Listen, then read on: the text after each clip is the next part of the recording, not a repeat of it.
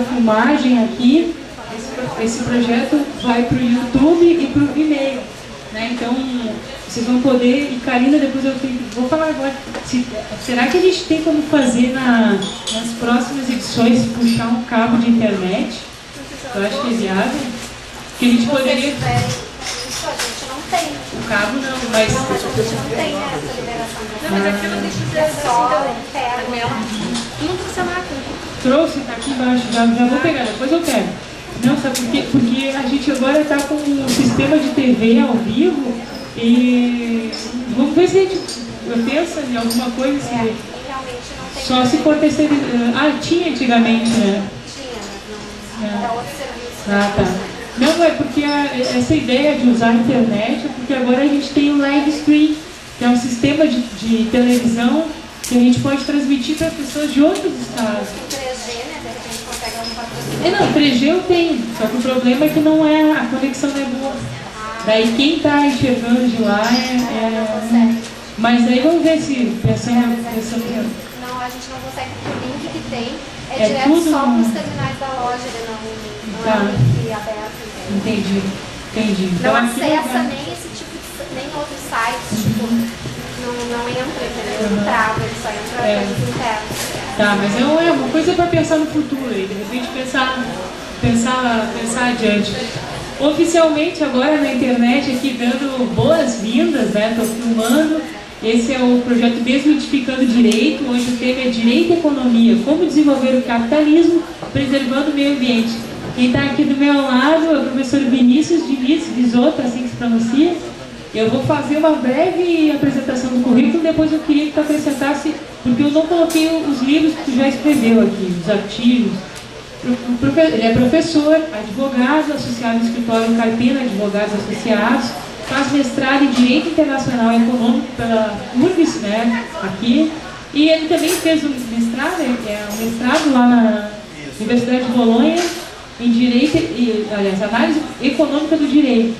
E eu vou pedir, como eu não estou com o nome das obras aqui, quando eu te passar a palavra, eu gostaria, porque quem vai estar assistindo depois na internet pode correr atrás de mais informações. Quero agradecer a presença de vocês, dizer que é uma satisfação receber vocês nesse projeto.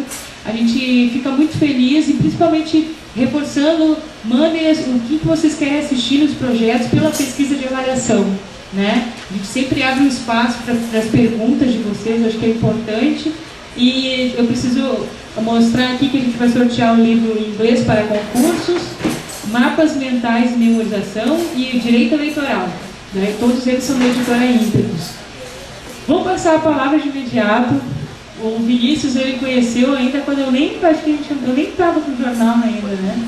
Então, faz bastante tempo já, apesar que o jornal ainda é novinho, né? Tem 5 anos, mas faz mais de 5 anos que a gente se conhece. Depois a gente se afastou um pouco porque ele ficou estudando fora, por bons motivos, né? E agora eu te agradeço por ter aceitado esse convite. A gente não tem limites assim, de audiência, o site do jornal, só para finalizar, está com visita de mais de 40 países por mês e mais de 400 municípios também por mês, são internautas, né, estão visitando o site. Chegamos a uma audiência num dia de 3.000 acessos e o site novo tem menos de 4 meses. Um certificado de participação é dado para quem fica até o final. A mãe vai passar o livro de presença, agradecendo o Gustavo e o pai que estão aqui hoje, a família Pinheiro. E seja bem-vindo, professor, com a palavra. Obrigado, Carmela. Em relação aos artigos, livros, pode consultar o meu currículo Lattes, que está disponível na internet. Basicamente, eu escrevo sobre direitos fundamentais, já escrevi há um tempo atrás. A questão da reserva do possível, né? Que é uma coletânea de artigos que é organizada pelo professor Luciano Time e pelo professor Ingo Wolfgang Saller. Eu gostaria de dizer que é um grande prazer estar aqui, me sinto honrado com o convite. Então eu queria te agradecer, agradecer as pessoas que aqui se encontram e a Saraiva por ter cedido o espaço. Pois bem, a palestra então hoje que eu vou proferir é referente então a Direito e Economia, como desenvolver o capitalismo preservando o meio ambiente. São temas que no primeiro momento parecem desconexos, mas eles sempre me causaram curiosidade de como fazer com que nós possamos desenvolver o planeta mantendo um meio ambiente sustentável, existente, uma coexistência entre esses dois grandes fatores. Então a palestra aborda uma perspectiva interdisciplinar, os principais instrumentos legais e econômicos para a efetivação de uma economia equilibrada. O foco da palestra é no Brasil. Eu vou abordar os mecanismos públicos, os mecanismos privados, seja na questão da área de regulação, incentivos fiscais, tributários, fundos de investimento ambiental, ou seja, todas as hipóteses existentes que podem fazer com que exista essa coexistência entre esses dois grandes elementos da economia. Além disso, eu vou tecer algumas considerações sobre a minha tese, na realidade, dissertação sobre fundos de investimento ambiental, ou seja, uma alternativa atual ao estado de coisas, uma espécie de alternativa ao protocolo de Kyoto. Como fazer com que a sociedade civil organizada invista cada vez mais em empresas que têm atividade relacionada com o meio ambiente. A estrutura da palestra, basicamente, são 4 grandes pontos. O primeiro é a perspectiva global do meio ambiente e sua defesa, o porquê que surgiu essa necessidade de proteger o meio ambiente. A perspectiva econômica, no segundo ponto, ou seja, o interesse que o ambiente despertou entre os teóricos da economia. Na realidade, esse foi um dos meus motivos da minha ida ao exterior, a utilização do ferramental econômico na análise do direito. O terceiro ponto é o foco mais específico, o foco mais concreto, a questão do Brasil. Eu vou abordar a legislação de defesa do meio ambiente, começando com o Código Florestal, 64, perpassando a Constituição e todo o arcabouço de leis que existem e que são essenciais para evitar condutas ilícitas ou que firam o meio ambiente de modo agudo. Num segundo momento, eu abordarei os aspectos econômicos, ou seja, aqueles instrumentos legais que incentivam os empreendedores a fazer com que nós desenvolvamos uma matriz ambiental sustentável, uma matriz produtora sustentável que vai criar um ciclo virtuoso. Num quarto momento, essa é a quarta parte, eu vou referir alternativas ao setor público, ou seja, o que a sociedade civil organizada pode fazer, principalmente por meio de fundos de investimento ambiental, que é uma questão muito nova, muito seminal, mas que com alguma análise mais profunda pode alavancar efetivamente essa revolução verde que todos nós estamos e pretendemos que seja implementada no nosso planeta. Então, iniciando na perspectiva global do meio ambiente, o surgimento do meio ambiente como um direito fundamental do ser humano, utilizando a classificação trinária das gerações do direito, que foi criada pela primeira vez, utilizada por Karol Vasak, que é um teórico tcheco, que é radicado na França. Foi ele que estabeleceu, utilizando os 3 lemas da Revolução Francesa, liberdade, igualdade e fraternidade, as 3 grandes gerações de direitos fundamentais. O primeiro sendo o direito à liberdade, ou seja, os direitos políticos. No segundo momento, os direitos sociais, que seria a questão da igualdade. E no terceiro momento, a fraternidade, ou seja, os direitos de solidariedade, dentre os quais está o direito ao meio ambiente equilibrado, para esta e para as futuras gerações. Nesta senda, nesta esteira de desenvolvimento da consciência ambiental, nós podemos citar Rachel Carson, em 62, ela escreveu um livro sobre os efeitos do DDT, que era um agrotóxico utilizado nas plantações americanas, que resultou na contaminação de leitos, de rios, na contaminação de alimentos, e culminou com o seu banimento em 72.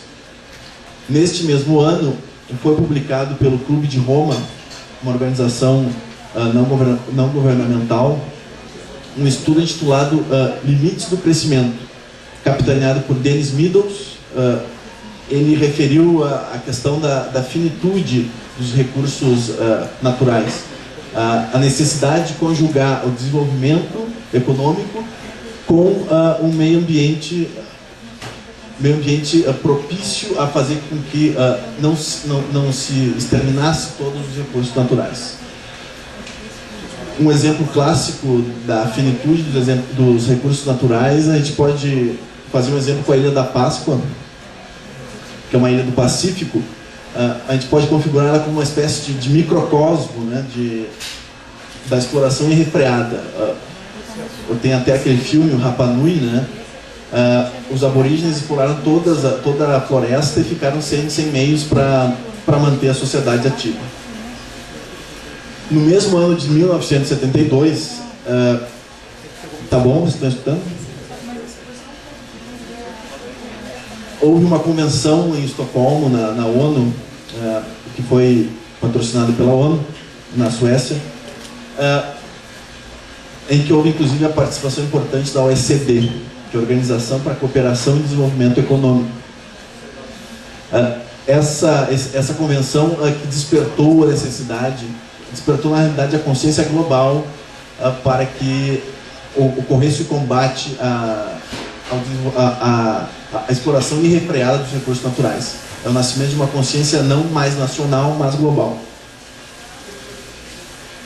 Outro elemento histórico importante é o relatório Brundtland de 87, também conhecido como Nosso Futuro Comum. Mais uma vez ele refere à necessidade então das nações adotarem políticas que visem o desenvolvimento sustentável, com respeito aos recursos naturais. Uma questão muito importante que sempre vem à tona é, afinal, qual o conceito de desenvolvimento sustentável? É uma expressão muito ampla, vários órgãos governamentais estabelecem um ou outro fator, mas a primeira vez que ela foi abordada foi por uma resolução da ONU, de número 4287, de 87. E ela dá o seguinte conceito: o desenvolvimento sustentável implica atender às necessidades do presente sem comprometer a habilidade das futuras gerações em atender às suas próprias necessidades. Mais uma vez, estamos então diante de um meio termo. Ao longo dos anos, cada década, em 82 nós tivemos encontro em Nairobi, em 92 no Rio, que resultou na Agenda 21. Tivemos também em Johannesburg, na África do Sul, em 2002. Além desses encontros, ocorreram também outros encontros no âmbito de outros órgãos da ONU, referindo à questão do consumo sustentável. Mais uma variável, então, na configuração do que é um desenvolvimento sustentável. Então, os padrões de consumo, atualmente, também eles devem ser pautados pela parcimônia, por uma questão mediana, não produzir mais do que se consome, por exemplo. De todas essas definições de desenvolvimento sustentável, Portilho, que é um autor brasileiro, inclusive, em 2005, ele identifica 3 grandes fatores que configuram o desenvolvimento sustentável. O primeiro pilar, então, é a satisfação das necessidades humanas. O segundo, a preocupação com as futuras gerações. E, em terceiro lugar, a preocupação com a distribuição social. Nesse sentido, o aumento do bem-estar social e depois a repartição por meio do governo, por exemplo.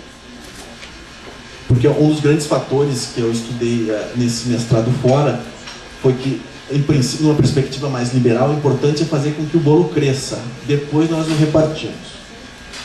Nesse sentido, melhor então é fazer com que os processos sustentáveis aumentem e depois, cada vez mais num ciclo virtuoso, todas as pessoas que fazem parte da sociedade vão aproveitar desses benefícios.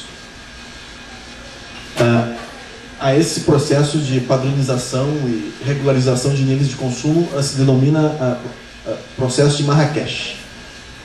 Inclusive, ele está sendo examinado agora em 2011.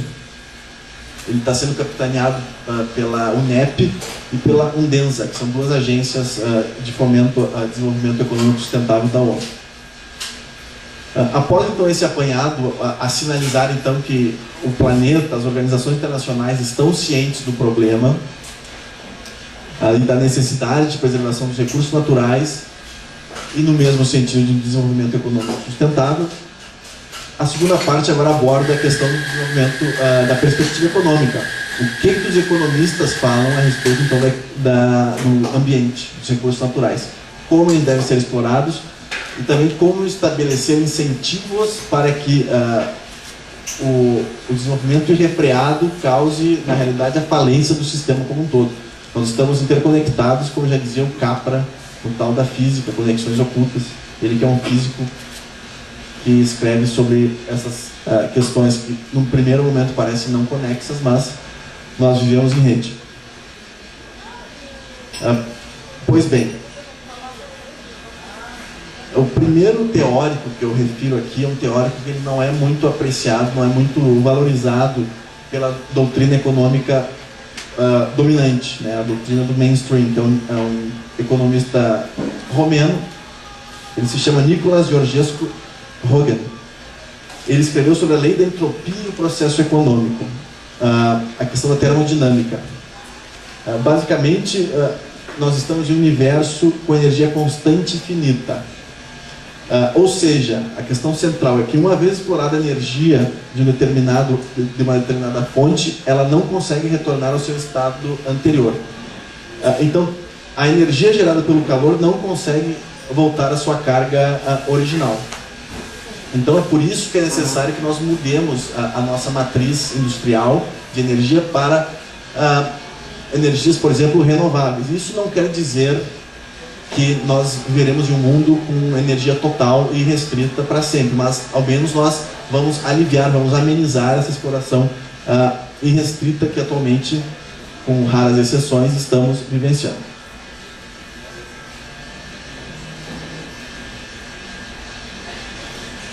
Além dele, dois grandes teóricos importantes é o William Kapp, que é um alemão, que escreve sobre os custos sociais do empreendimento das empresas. Inácio Sachs, que é outro ator importante, ele é francês, mas radicado no Brasil. Ele escreveu sobre desenvolvimento sustentável, principalmente em países de desenvolvimento, com foco no Brasil. No ramo de economia mais clássico, ou seja, economia dominante, né? O impacto da atividade econômica no meio ambiente é o caso clássico de externalidade. O que é externalidade? Externalidade é um benefício ou um malefício que um terceiro, que não faz parte diretamente da relação econômica, obtém. Esse é um benefício ou um malefício. Um exemplo, e também são denominadas externalidades positivas ou externalidades negativas. Uma externalidade positiva clássica por exemplo, incentivos governamentais à pesquisa, por exemplo, na área de saúde, que resultem na cura do câncer. Os pacientes receberão, então, uma externalidade positiva. Exemplo clássico de externalidade negativa é a poluição de uma fábrica que põe sua fumaça, seus eflúvios no ar, ocasionando chuva ácida na vizinhança. Ou seja, você não dá uma contraprestação pecuniária e recebe um malefício ou um benefício. Outro autor muito importante é o Ronald Coase, que ele escreve sobre o problema dos custos sociais. Aqui nós temos, ele é o criador da expressão custos de transação. Custos de transação são, conforme Kutter e Uhlen, são os custos que nós incorremos para que nós possamos exercer um determinado direito.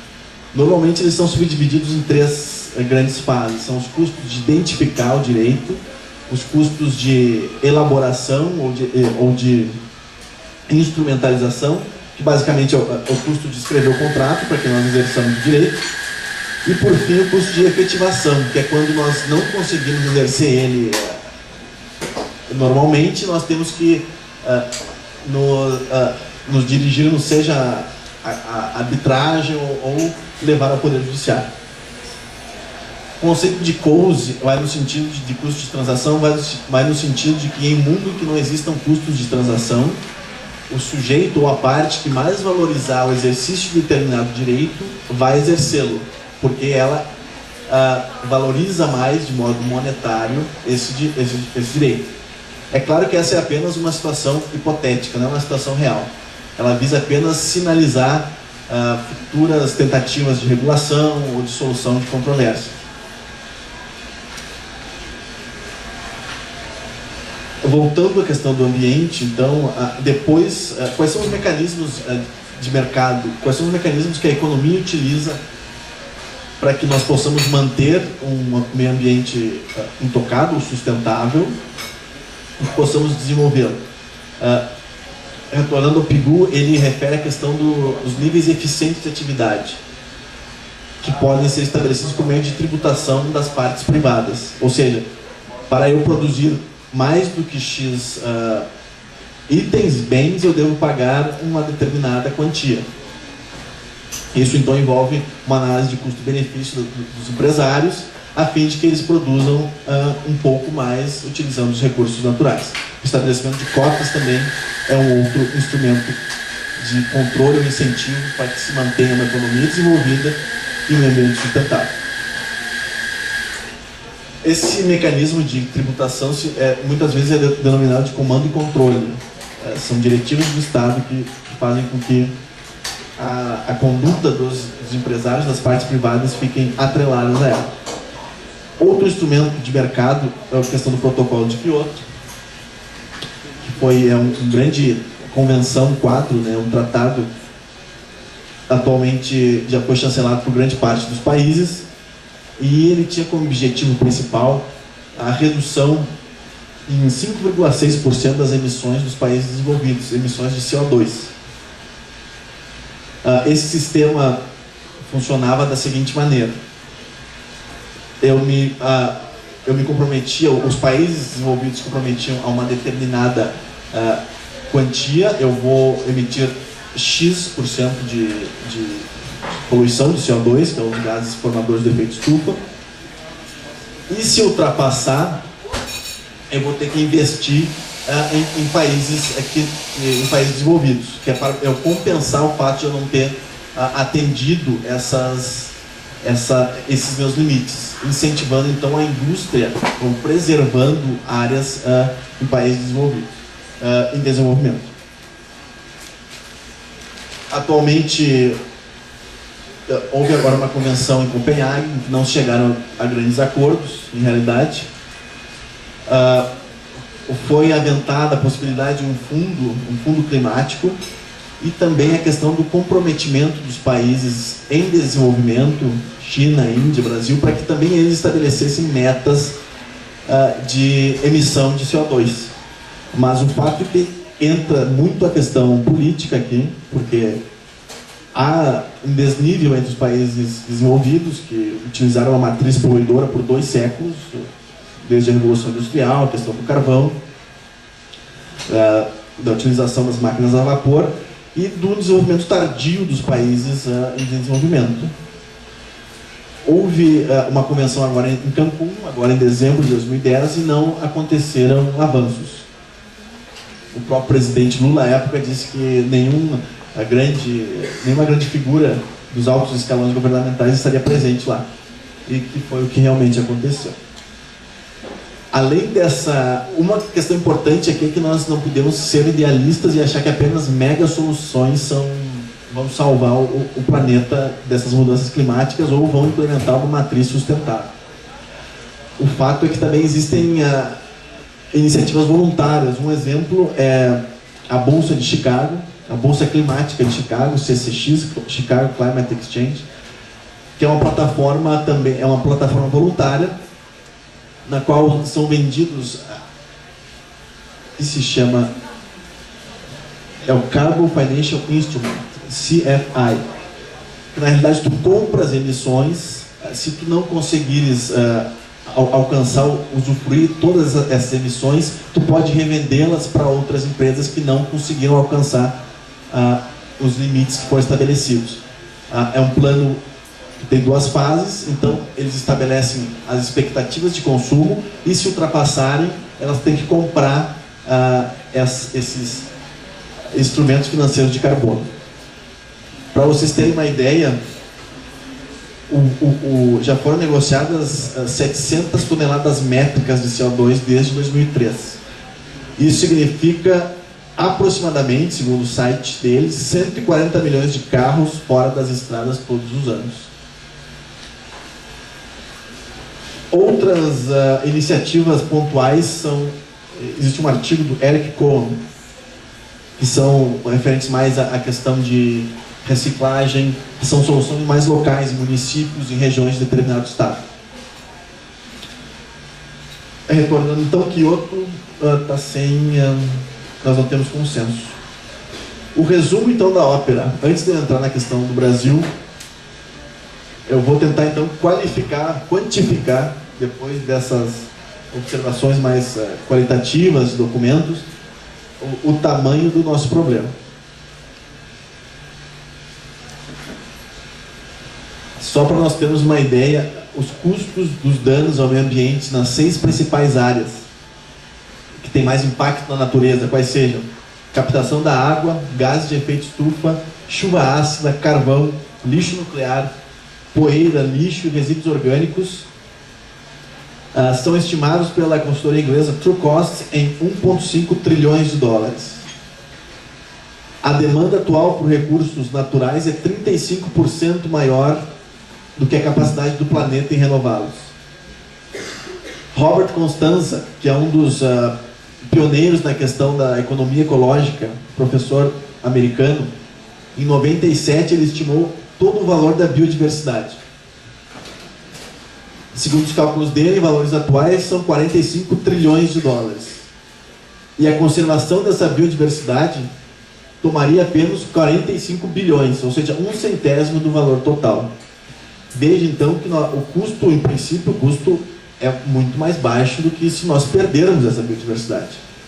Então nós temos que ser preventivos e proativos. Nós temos que nos afastar do comportamento reativo.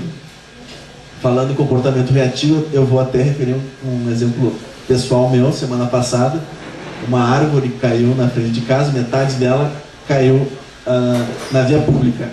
A outra metade inclinou-se em direção ao meu apartamento, ao meu quarto. Mandei um e-mail para a SMAN, cópia oculta para 0 hora, para disseminar, né, a questão, avisando: vai cair isso aqui, pode causar danos graves. Qual não foi minha surpresa?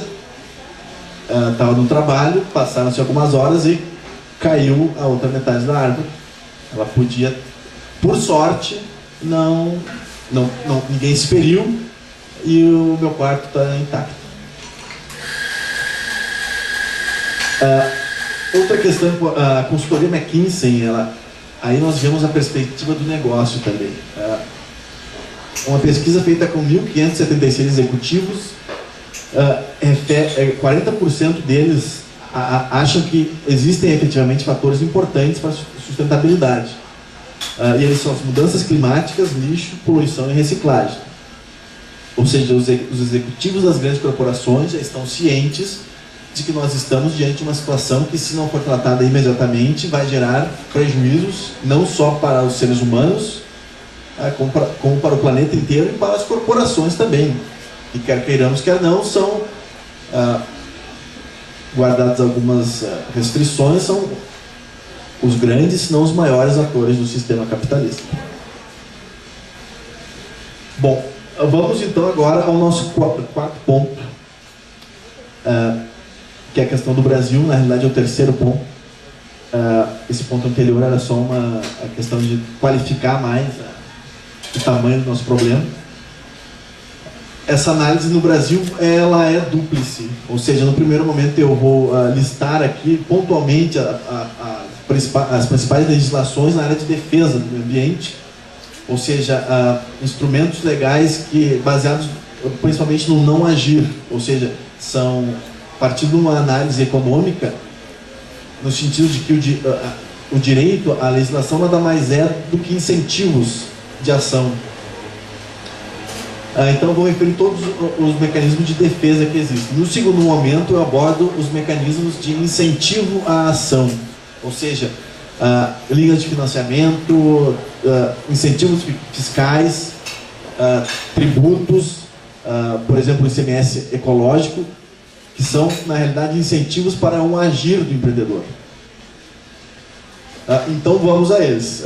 Começamos então com a própria Constituição Federal, basicamente nos seus artigos 170 e 225. Veja que a ordem econômica já estabelece no seu artigo 170 que a ordem econômica ela é fundada, vamos lá, na valorização do trabalho humano, na livre iniciativa, e tem por fim assegurar a todos existência digna conforme os ditames da justiça social, observados dentre os princípios a defesa do meio ambiente. Eu quero deixar claro então que eu não sou um defensor do capitalismo irrefreado, nem um eco-xiita, um defensor também da exploração irrestrita do meio ambiente, o que aliás a Constituição mesmo já concretiza nesse ponto, no inciso 6 do artigo 170. Além disso, nós temos o princípio da prevenção, ao impor ao poder público, no artigo 225, um poder-dever, né, de preservar o meio ambiente para as presentes e futuras gerações. Ao longo dos incisos aqui do artigo 225, nós temos a concretização desse princípio da prevenção. Eu realço aqui, apenas a título de ilustração, a necessidade de controle da produção, da comercialização e do emprego de técnicas, métodos e substâncias que comportem risco para a vida, qualidade de vida e meio ambiente. Ou seja, a necessidade de regulação dentro de um contexto de precaução e prevenção. Além disso, prevê a criminalização, né, responsabilização, seja civil, seja criminal, das condutas que sejam lesivas ao patrimônio público, ao ambiente, que na realidade é um bem comum de todos os cidadãos. Referindo mais agora uma legislação específica, então, nós temos o Código denominado Florestal, que é a Lei 4471 de 65, que já no seu artigo 1º já tem uma disposição muito polêmica, que refere que as florestas são de uso comum e que estejam elas inseridas ou não dentro de propriedades, elas serão limitadas pelo poder público. Aí entra em cena aquela clássica questão da, digamos assim, intromissão do poder público na propriedade privada, que eu realço é necessária efetivamente em alguns casos, até porque existem falhas no mercado em que o poder público ele tem que agir, e tem que agir para proteger também. Nós não podemos deixar que, por exemplo, toda a cobertura de Mata Atlântica seja destruída de modo irrefreado, mesmo que isso resulte em uma produção e um processo econômico maior. Ele está em discussão, né, porque existe uma emenda uma emenda legislativa a essa lei que faz com que, dependendo do tipo de propriedade ou da vegetação que lá esteja, seja uma área de preservação permanente, por exemplo, deve ser preservado até 80%. E essa lei ela vai entrar em vigor agora, nesse ano, e muitos fazendeiros, pessoal, proprietários, eles estão prestes a serem multados. O governo federal, inclusive, está pensando em uma medida provisória para evitar essa verdadeira enxurrada de multas que podem vir, se a atual grafia, a disposição da lei continuar. Aqui existe aquele clássico conflito entre a bancada ruralista, né, e os ambientalistas, o próprio Ministério Público como detentor da defesa dos direitos coletivos e difusos, direito esse, inclusive, que é resguardado pela Lei das Ações Civis Públicas. Outras legislações importantes, a Lei da Fauna Silvestre, que caracteriza como crime a perseguição de animais silvestres, a própria caça, é a Lei 5197 de 67. A questão mesmo nuclear, que é a Lei das Atividades Nucleares, a Lei de número 6453 de 77, que estabelece a questão da responsabilidade objetiva em caso de acidente nuclear.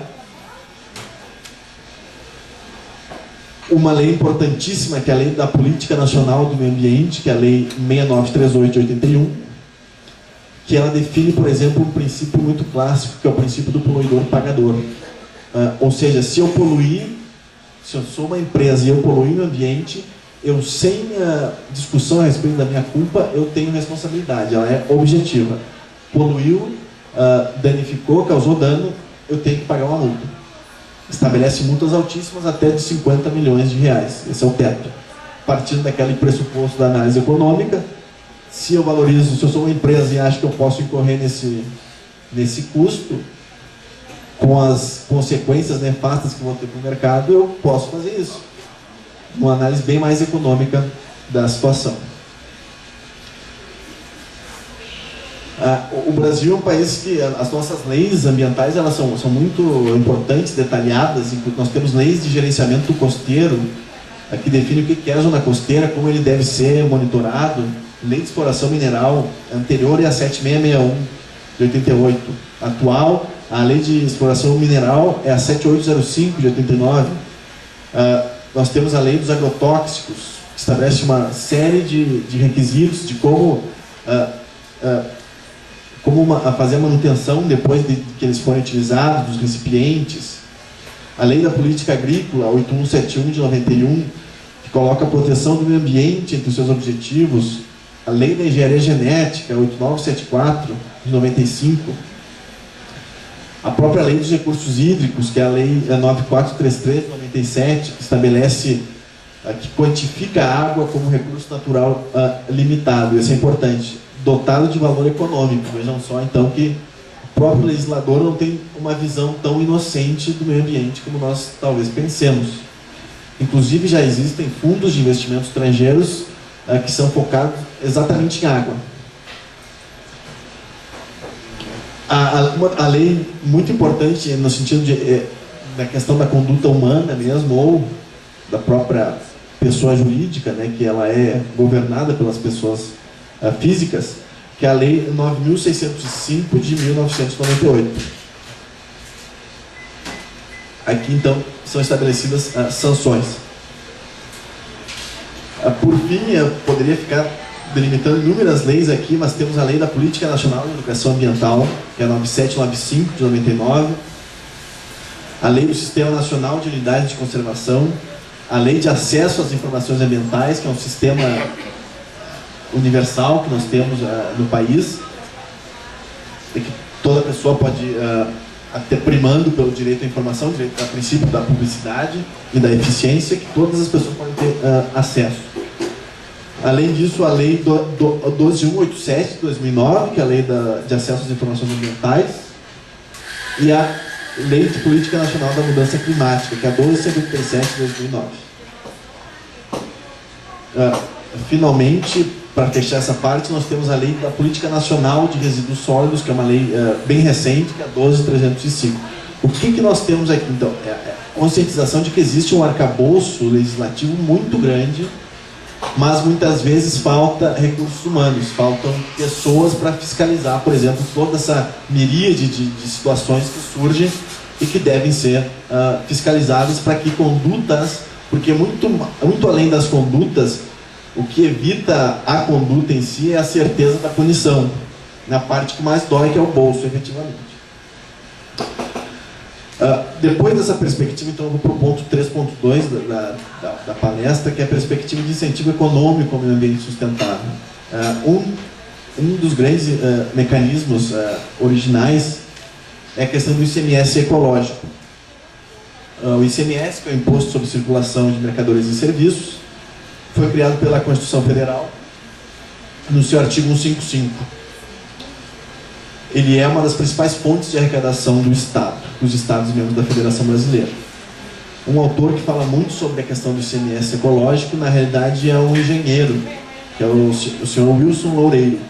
Ele refere a toda a questão o funcionamento de iniciativas, dentre outras questões. Está em vigor desde 1991 e 16 estados utilizam. O município que mais se beneficia dessa ICMS ecológico é o município de Piraquara, são 8,6 milhões por ano. Ele tem basicamente, a função dele é remunerar a pessoa física por um serviço prestado.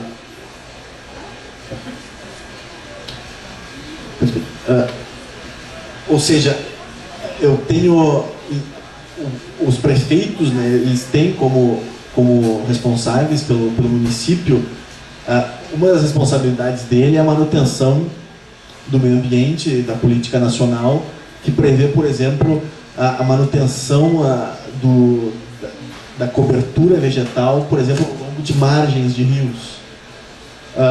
Evidentemente, existem propriedades privadas nas quais se encontram essas nascentes. O que as prefeituras fazem? Elas pagam, então elas dão uma contraprestação financeira para os fazendeiros para que eles mantenham aquela área, ao invés de eles utilizarem, por exemplo, para criarem gado. Numa análise de custo-benefício, eles percebem que é mais vantajoso a eles manter o curso de água ou o leito dos rios limpo do que criar gado. Isso faz, mas na realidade a lógica que vem por trás disso é, por exemplo, um criador de gado em Minas Gerais, ele vai, ao preservar as margens, ele vai ocasionar, por exemplo, que São Paulo, que as torneiras de São Paulo recebam água limpa, água sem cheiro ruim, por exemplo, de qualidade, que não necessite de um tratamento tão rígido ou forte como se, por exemplo, aquele trecho de água fosse poluído. Outra questão interessante que eu pesquisei é a questão do incentivo fiscal. Existe um projeto de lei que anteriormente, de 2005, era o 5974 e atualmente é o 7224 de 2010. Ele prevê incentivos no qual investidores podem ter abatimento no seu imposto de renda, desde que eles apliquem seus recursos em projetos de conservação ambiental e de desenvolvimento sustentável. Chama-se IR Ecológico. A última manifestação dele, o autor é o deputado Homero Pereira, está em regime de tramitação de urgência, mas o último andamento dele é de 12 de maio de 2010. A emenda diz o seguinte: concede incentivo fiscal do imposto de renda às pessoas físicas ou jurídicas que implantarem projetos de reflorestamento e florestamento e de preservação do meio ambiente.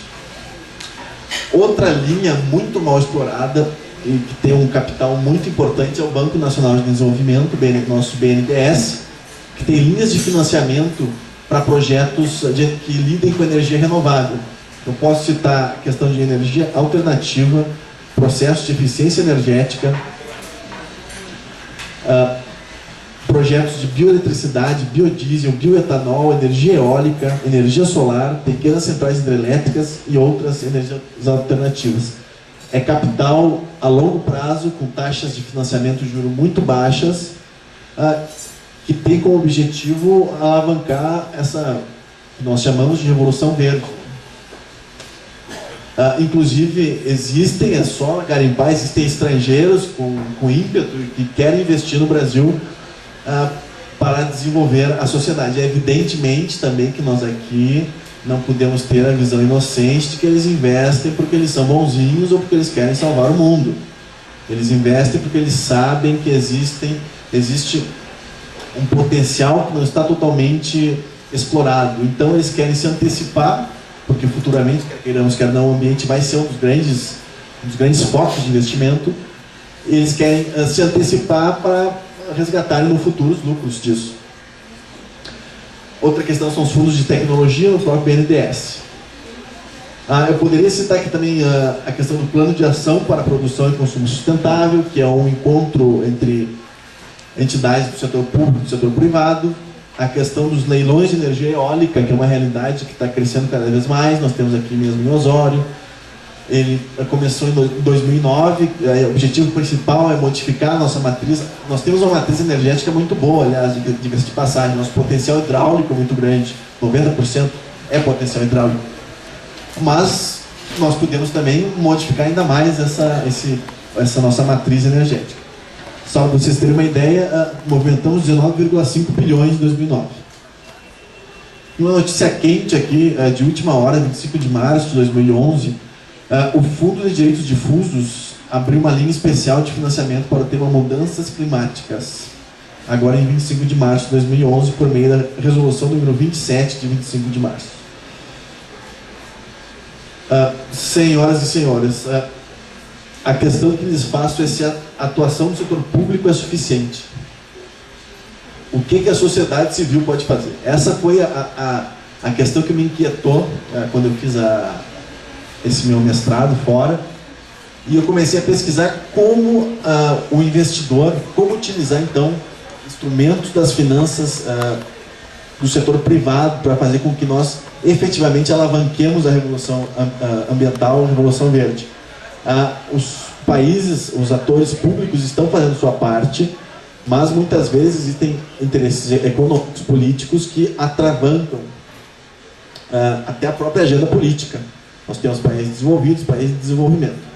Como fazer com que as pessoas, ou como fazer com que o setor privado aporte recursos financeiros e efetivamente causem, então, façamos com que nós alcancemos essa redução das emissões de CO2. Nós teríamos então a opção dos fundos de investimento ambiental, que foi basicamente o foco da minha pesquisa.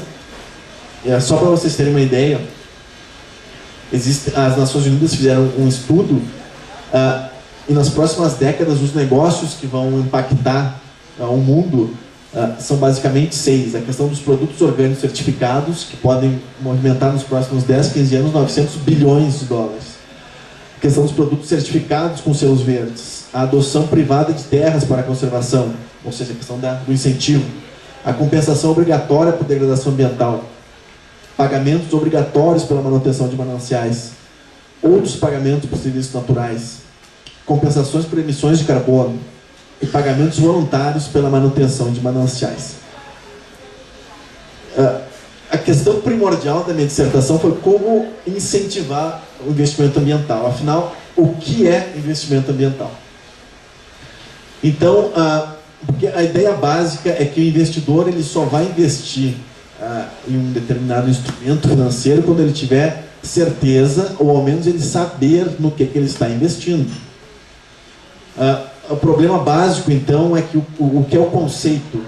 O conceito de investimento ambiental vai reduzir a informação assimétrica dos atores em jogo e vai fazer com que eles investam mais. O meu conceito ele é dúplice, ele é bipartite. Investimento ambiental pode ser investimento em companhias que adotam práticas ambientais, ou seja, a questão da reciclagem, a questão de redução do gasto de energia, práticas ambientais eficientes, ou, de outro lado, em companhias e empresas que utilizem especificamente, cujo business seja a energia, seja o meio ambiente, por exemplo, a energia renovável, basicamente. Dentre esses instrumentos, no ciclo do fundo de investimento, eu estou falando aqui dos mutual funds, que são, por exemplo, aqueles fundos de investimento que tem em qualquer companhia de investimento, que eles fazem, eles pegam uma cesta de companhias, pegam 15, 16 empresas e vão investindo. O ciclo é formado pelo investidor ambiental, depois pelo gerente do fundo ambiental, pelas companhias alvo desses fundos e pelas fontes de governança, que podem ser a bolsa de valores, a questão da regulação ambiental, a questão dos códigos de autorregulação, etc.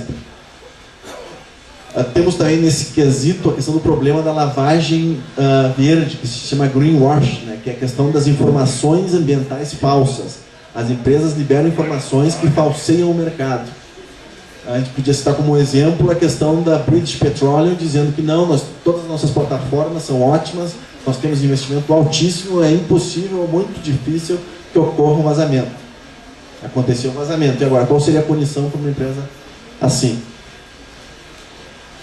O confronto básico de interesse é entre o investidor ambiental e o gerente do fundo ambiental, porque um ele quer efetivamente investir no ambiente e o outro gerente ele quer simplesmente aumentar o recurso dele, simplesmente aumentar a remuneração dele. Eu sugiro então para que esses fundos de investimento eles trabalhem de modo mais azeitado, digamos assim, ou que eles efetivamente captem dinheiro das pessoas por meio de um conceito específico do que seja investimento verde, por meio da especificação de códigos de conduta para gerentes de fundos de meio ambiente, e também que agências de qualificação, que são aquelas agências índices ambientais que qualificam empresas, elas efetivamente punam as empresas que cometam esse tipo de informação errônea ou falsa a respeito da sua saúde financeira. Por fim, cláusulas contratuais mais eficientes, que seriam nada mais do que o estabelecimento nos contratos desses fundos de investimento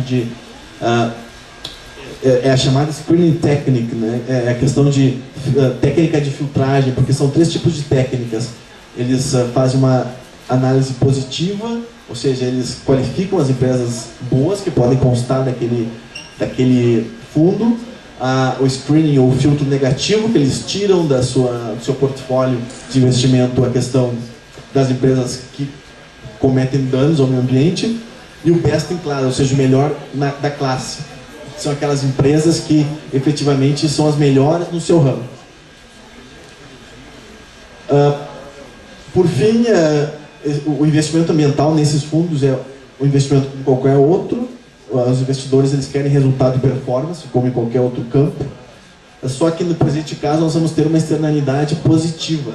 O investimento cada vez maior nessas empresas vai causar uma matriz produtiva sustentável, o que ocasionará uma externalidade positiva, no sentido de que nós todos receberemos então os benefícios dessa matriz sustentável, seja pela preservação dos recursos naturais, seja por um desenvolvimento econômico que vai alcançar cada vez mais as pessoas. As minhas conclusões, na questão do incentivo, seria uma vantagem comparativa às empresas que adotem essas práticas, porque no futuro elas terão uma vantagem com seus competidores em um mesmo setor. Minhas conclusões, sucintamente. A primeira, óbvia, é que existe um longo caminho a ser trilhado no combate às mudanças climáticas e a preservação de nossos recursos naturais. No Brasil, nós possuímos um arcabouço legislativo, ou seja, uma estrutura de leis considerável, tanto para a defesa do meio ambiente como para o desenvolvimento econômico sustentável. Muitas vezes o que falta são recursos humanos, seja para a fiscalização, seja para auxiliar e guiar os empreendedores. Existe a necessidade de conjugarmos desenvolvimento econômico e meio ambiente sustentável. Quem refere isso é Don Melnick. Ele é, na realidade, um dos coordenadores dos Objetivos do Milênio da ONU. Sem o capitalismo pujante, não poderemos incluir cada vez mais pessoas no ciclo de progresso. Necessitamos da mudança da mentalidade no nosso país, de que a exploração econômica, a utilização das ferramentas da análise econômica do direito no âmbito do meio ambiente é algo maléfico movido pelas forças ocultas do capitalismo. Temos que ter uma conscientização de que devem e podem ser implementados incentivos econômicos e financeiros para a preservação do meio ambiente, tais como os fundos de investimento ambiental, que é algo que eu advogo e que defendo. A existência de uma matriz industrial sustentável é essencial para que possamos preservar o meio ambiente. Além disso, temos que ter a interação entre os setores público e privado. Apenas assim conseguiremos, ao menos, amenizar a questão da preservação do meio ambiente. Elementos que se interrelacionam: biodiversidade, matriz produtiva sustentável, investimento sustentável, proteção ao meio ambiente, incentivo a projetos sustentáveis. Apenas a interação entre todos estes instrumentos nos ajudará a vencer o desafio da nossa e das próximas gerações. Por fim, qual é o papel dos operadores do direito? Nós, os advogados, promotores, juízes, diplomatas, da sociedade civil, do terceiro setor, é conjugar, harmonizar e inovar, utilizando a legislação, a regulação e os instrumentos de mercado, auxiliando a implementação de atividades econômicas que preservem o meio ambiente, dentro do marco da Constituição Federal e dos acordos internacionais de proteção do meio ambiente e desenvolvimento. Eu queria dizer que as atividades hoje abordadas são apenas a ponta do iceberg. Existe um grande espaço para inovação, então eu convoco todos nós que pensemos e que possamos construir efetivamente um meio ambiente sustentável e um desenvolvimento econômico que atenda a todos. Muito obrigado.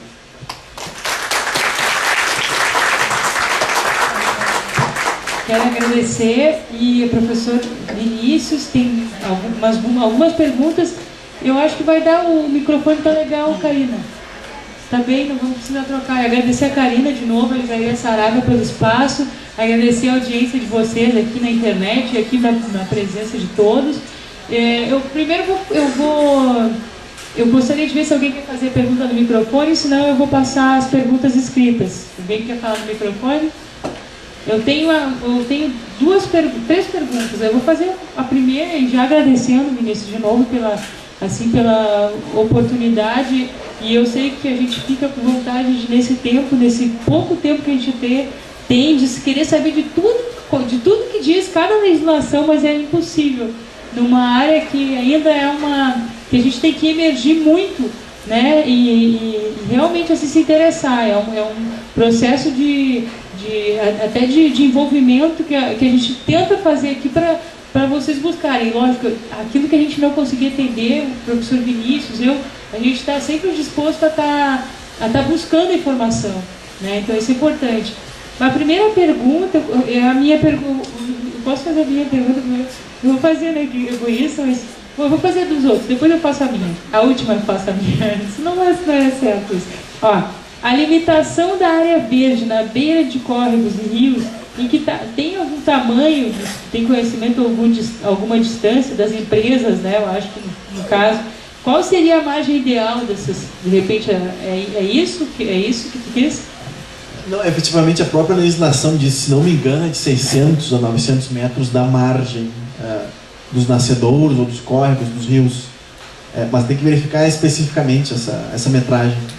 Mas a metragem existe e a lei refere. Na realidade, essa função da lei é importante porque eu vou ficar insistindo nesse conceito da redução da informação assimétrica. O Estado ele estabelece parâmetros que na realidade antecipam a ação das indústrias ou das pessoas. Então elas já sabem que naquela porção de terra eu não posso agir, porque senão eu vou me complicar, vou responder por crimes. Eu vou ter que pagar por isso. A outra pergunta é, no Brasil, em que temos tantos recursos energéticos, se justifica o investimento em energia nuclear dentro dessa proposta de desenvolvimento sustentável? Essa é uma pergunta. A segunda pergunta da pessoa, haveria interesse econômico de empresas particulares para resolver a questão do lixo? Essa eu também posso responder, eu conheço um caso. Bom, a primeira questão nuclear é fatal, é uma questão que envolve um risco muito grande. Agora em Fukushima a gente tem um exemplo clássico, mas não é o primeiro exemplo. Nós já tivemos Chernobyl, já tivemos Sellafield, que são... a energia nuclear, apesar de muito eficiente, essa é uma questão importante, a questão do choque entre eficiência e proteção ao meio ambiente. Hoje mesmo, milhões de litros de poluentes foram despejados pelos japoneses no Pacífico. Isso cria uma questão muito perigosa de como qualificar esses danos, quais são os efeitos que ela vai ter. Existe, se eu não me engano, até algumas sinalizações de interromper agora as operações de Angra 1, Angra 2, ou um plano de não construir mais.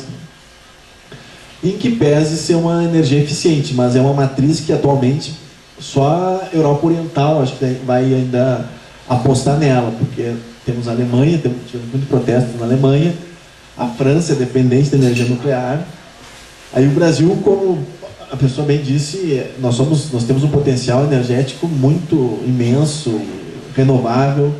Então, do meu ponto de vista, eu acho que a energia nuclear é apenas em última hipótese. A questão do lixo, existem alguns projetos na questão de sumidouros de carbono, que é a utilização do lixo como venda dele como crédito de carbono. Eu utilizo ele como um instrumento para efetivar o desenvolvimento em outros países. Essa é uma questão muito interessante. Existe também a questão de reciclagem desse lixo. A questão da reciclagem é importante, que até saiu agora na propaganda da Coca-Cola, 98% das latas no Brasil são recicladas, mas, mais uma vez, nós não podemos nos guiar por idealismos e inocências. Nós temos esse nível de reciclagem porque nós temos falta de emprego. Existem muitos catadores de lata. Esse seria um É claro que é um efeito positivo, mas e as pessoas que estão diretamente ligadas nesse processo de reciclagem? Não sei se tu quer falar outro exemplo de lixo. A outra pergunta, se der tempo eu faço essa colocação do lixo, qual é a efetividade, a verdadeira efetivação, a proteção desses crimes ambientais cometidos contra a humanidade, né? Será que eles podem ter, como é que está a efetividade para que esses crimes ambientais não sejam assim, punidos só economicamente, mas que a privação de liberdade dessas pessoas que estão na frente de uma empresa de grande porte cometendo um crime gravíssimo aconteça. Isso a gente vê que é muito difícil acontecer, né? E eu até se tu tem alguns exemplos, seria interessante trazer para a gente mostrar que mais que mexer no bolso, a gente se bota lá dentro, lá no xadrez. Bota uma pessoa lá dentro. Duvido que ele vai ficar lá 20 anos, 10, 5, 1 ano que fique lá, vai mudar a vida dele. Vai mudar. Vai efetivamente mudar, mas o que nós temos é um panorama muito mais de penas pecuniárias do que de restritivas de liberdade. Eu até fazendo uma perspectiva mais internacional, nós temos casos assim, na própria Índia, os próprios casos de Chernobyl não foram punidos efetivamente, e os danos que ocorrem ao ambiente, eles são quase que imensuráveis. A minha experiência de Ministério Público, eu trabalhei como assessor, o que nós pegávamos eram casos muito pequenos, casos de crimes contra a fauna, crimes silvestres, assim, e sempre era proposto termo de ajustamento de conduta, no qual ele pagava uma determinada quantia e se livrava da pena de detenção, a pena restritiva de liberdade efetiva é muito difícil de acontecer. Vou te dar o microfone, porque não é só porque como eu estou gravando para pegar a voz, daí o pessoal que está na internet vai ouvir tua voz. Bem, não, eu queria dar um exemplo, referir um caso que, já que tu falou da pena de prisão, teve um caso simbólico aqui que aconteceu no Rio Grande do Sul, né? Que daquele negócio da vara dos sinos que teve aquela mortandade dos peixes, que o dirigente, não sei, o presidente muito bem, foi condenado a 30 anos de prisão, né? Só que agora já com recurso, já parece que diminuiu para 6 anos. Né? Esse é um exemplo que teve que o dirigente foi, só que da polícia de 30 anos todo mundo, olha aí, pena aquelas, né, simbólica ali, mas aí agora foi reduzido, parece a pena para 6 anos. Mas eu queria referir esse exemplo ainda. Né?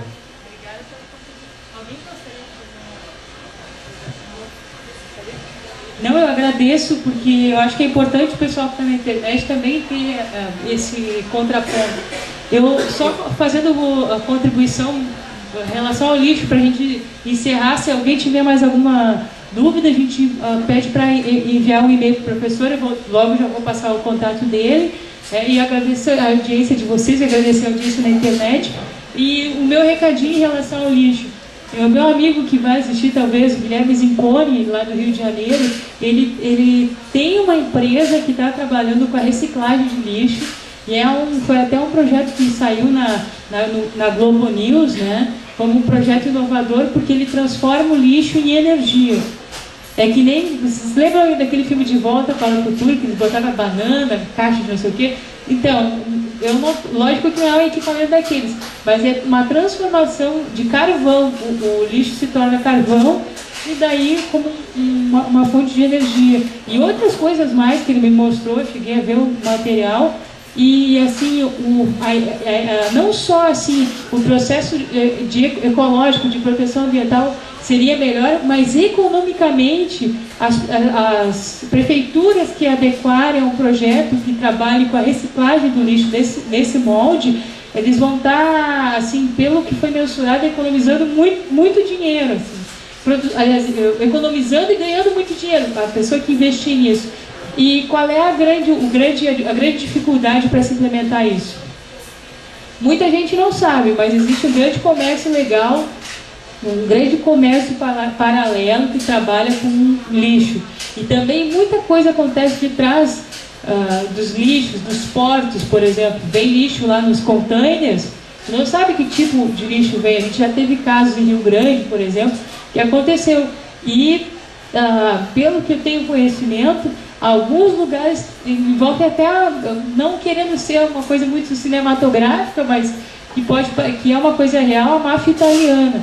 Assim, então não é peixe pequeno, vamos dizer assim. A coisa é pesada. O lixo é um mercado de entrar droga, é um mercado que dá dinheiro, porque eles, por exemplo, a prefeitura paga por caminhão de lixo, então é muito dinheiro mesmo. E realmente assim, o lixo fica lá aqueles terrenos de lixo. Quantos bairros aqui no Rio de Porto Alegre mesmo a gente vê que foram depois loteados para ser residências familiares, ou no Rio de Janeiro, né, que teve toda aquela questão ambiental lá. Então isso aí é uma questão para vocês pensarem. Depois eu mando o link do projeto desse meio ambiente, e é uma sugestão também para quem está na internet.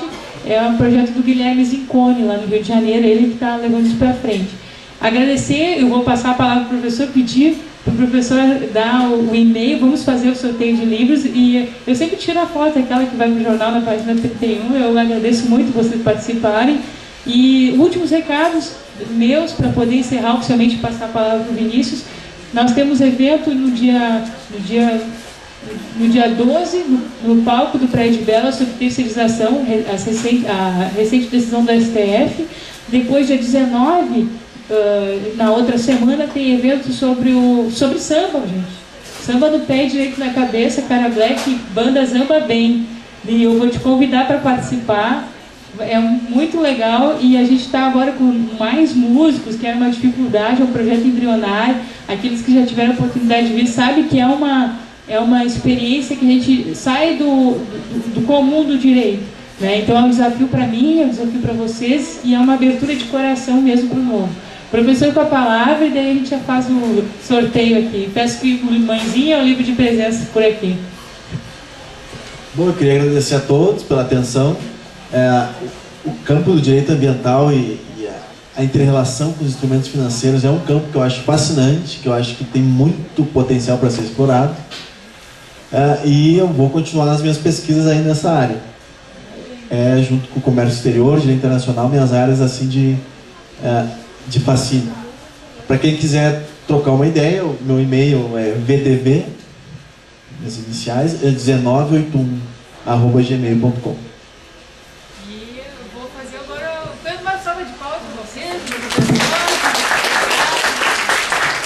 Feliz quando o café está cheio também. Eu sei que o pessoal gosta de estar tomando um café ali do outro lado.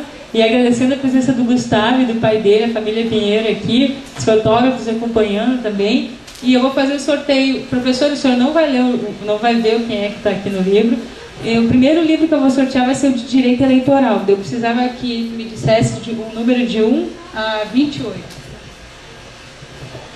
21.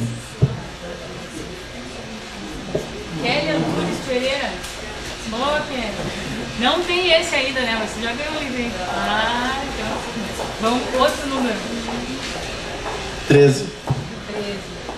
Luciana Moura. Não, desculpa. José Carlos Fonar.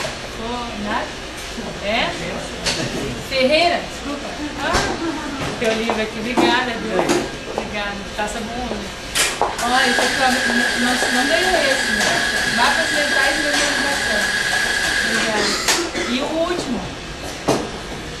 9. A gente fala para pegar mais para baixo. Silésia Marques da Luz. Só do café também. Silésia ganhou o livro Inglês para Concurso. Isso, tá, obrigada. E vamos fazer Obrigada, eu não tinha esse, né? Então, parabéns, obrigada. Vamos fazer a foto, então? Vamos fazer a foto, obrigada, meninas. Vamos dar um abraço aqui. E agradecer, eu sei que eu estou muito amplo. Eu gostei, acho que é complicado, né? Dá para pegar só uma lei e falar sobre ela, né? Mas eu descobri uma técnica que tem funcionado.